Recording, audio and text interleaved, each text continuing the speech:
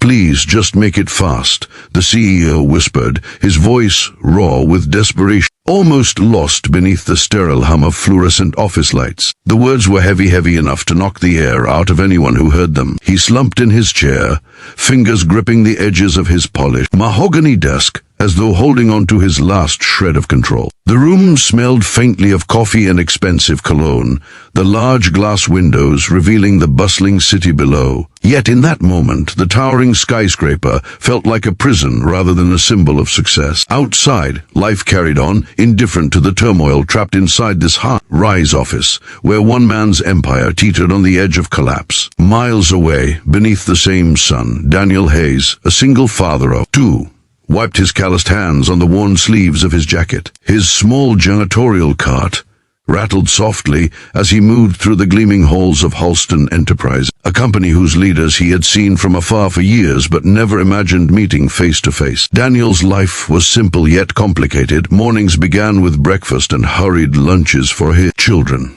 Evenings ended with bedtime stories and whispered prayers for their safety and happiness. But life had a way of testing resilience, and on this particularly bright, chilly morning, fate had decided it was his turn. The building's elevator dinged, and the door slid open, revealing the chaos that Daniel couldn't ignore. In the center of the office floor, a man sat slumped, his expensive suit slightly rumpled, eyes shadowed with exhaustion and despair.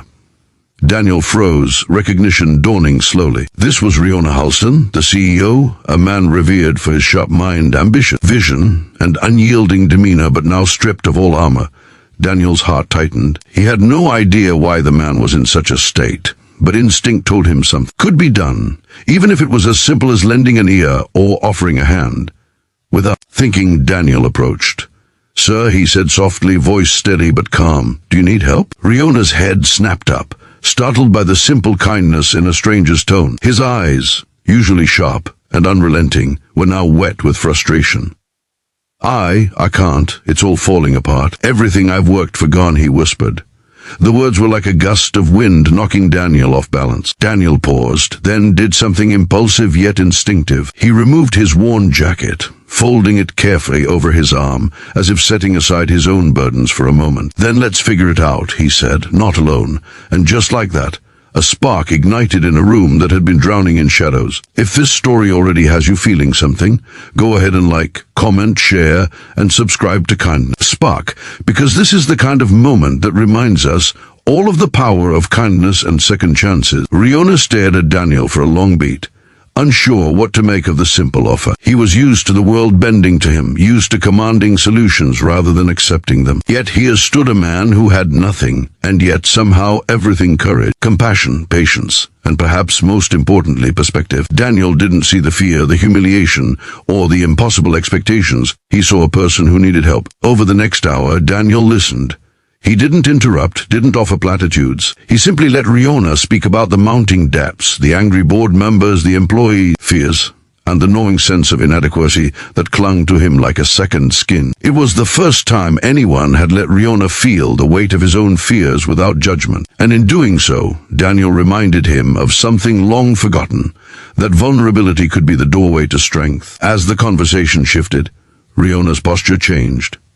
The tight line of his shoulders softened, the tension in his jaw eased. Daniel's own life, fraught with responsibilities and modest triumphs, suddenly felt expansive in comparison. He shared small insights, how he managed his time with his children, how he faced daily challenges with resilience, how humility could be a secret weapon, even in the cutthroat world of corporate empires. None of it was grand advice, it was simple, raw truths.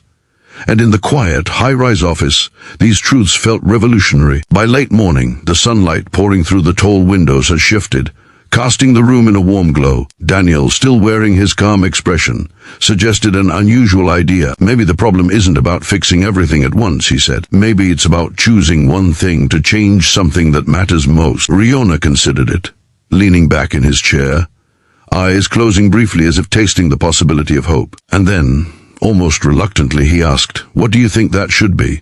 Daniel's gaze didn't waver. "You," he said simply. "You need to start with yourself. There, everything else will follow." It was a strange concept for a man like Riona, whose life had been dictated by profit margins, stock prices, and quarterly reports. But there was clarity in Daniel's words, a quiet authority earned through years of struggle, compromise, and selfless devotion. Riona realized he hadn't truly cared for himself in years, not really, and that had made him brittle, vulnerable, and exhausted. By lunchtime, the mood had shifted dramatically. Daniel, ever practical, had rolled up his sleeves and began walking Riona through basic steps to regain control, prioritizing urgent matters, delegating responsibly, and taking brief, restorative moments to breathe and recalibrate. They even laughed, a short, awkward laugh at first, but laughter nonetheless. For the first time in months, Riona felt human. Outside the office, the city carried on with indifferent energy, but inside, two men so different yet connected by the shared human experience of struggle worked quietly to rebuild a life, one small, meaningful step at a time. Daniel's jacket, draped over the back of a chair, symbolized something bigger than warmth or comfort, a willingness to offer support without expectation, a bridge between two worlds. As the afternoon sun climbed higher, Riona grew bolder, asking questions, offering ideas, and for the first time, truly listening. Daniel guided without judgment, suggested without pressure, and simply reminded Riona that strength wasn't about being invulnerable, it was about facing the storm and refusing to surrender. Soon, Riona realized that the chaos threatening his company was not insurmountable. What had seemed like irreparable damage was actually a series of challenges that could be managed one at a time with clarity, focus, and support. And for that realization, he was profoundly grateful to this single dad who had walked in, unannounced and underestimated, and quietly changed the course of a man's life. Even as the day waned, Daniel knew he had to return to his own responsibility. His children waiting, meals to prepare, homework to check. But before leaving, he looked at Riona and said something he had learned the hard way. No matter how hard it gets, don't forget why you started and who you are at your core.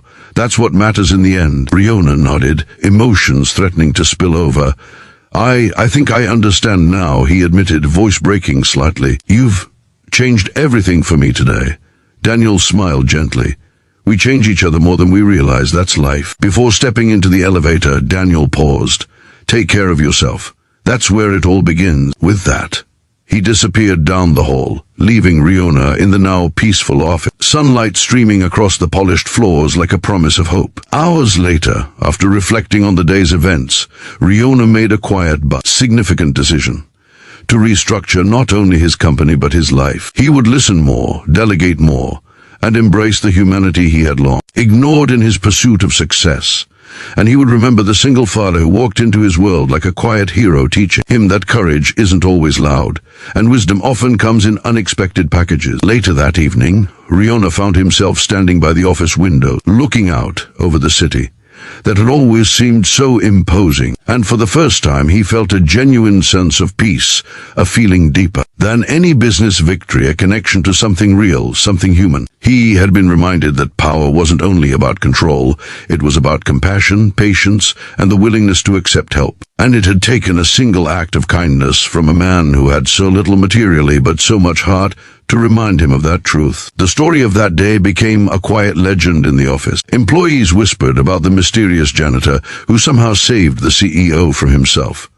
Yet Daniel never sought recognition. He returned to his life, to his children, to the small moments that defined true happiness. And Riona, forever changed, carried forward the lessons of humility, patience, and gratitude, proving that even the smallest gestures can ripple into lives in ways unimaginable. If this story touched your heart, if you believe in the quiet power of kindness and second chances, please like, comment, and share this video with someone who needs a reminder that humanity always matters. Subscribe to Kindness Spark and keep the spirit alive. Take a moment, just before the ending, to appreciate the people who silently change your life, often without you realizing it. It's those unsung heroes who make the world brighter, one act at a time. And as the city lights twinkled that night, Riona smiled quietly, the weight of his burdens eased, the horizon no longer daunting, and the memory of a simple man in a worn jacket etched forever in his heart. The day had started with desperation and ended with hope, proof that sometimes the right person at the right time can change everything.